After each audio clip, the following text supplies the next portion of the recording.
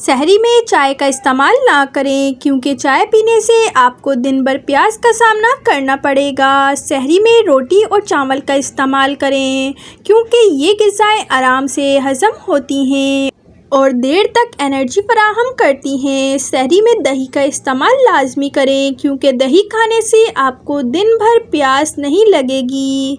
सहरी में खजूर का इस्तेमाल लाजमी करें क्योंकि आप सल्लल्लाहु अलैहि वसल्लम की सुन्नत है। एक तहकीक के मुताबिक जो लोग सहरी नहीं करते उनको दिन भर थकावट कमज़ोरी महसूस होगी। सहरी में मिर्च मसाले वाले खानों से परहेज़ करें। सहरी हमेशा ताख़ीर से करें यानी अज़ान होने से 20 मिनट पहले करें। रमज़ान में मसवाक ज़रूर करें क्योंकि दांतों की बीमारियों से बचने का बेहतरीन तरीका है। सहरी करके फ़ौरन मत सोएं वरना उससे बदहज़मी का शिकार हो सकते हैं। नाज़रीन, वीडियो पसंद आई हो तो लाइक कर दें और मज़ीद वीडियोज़ देखने के लिए चैनल को सब्सक्राइब कर दें।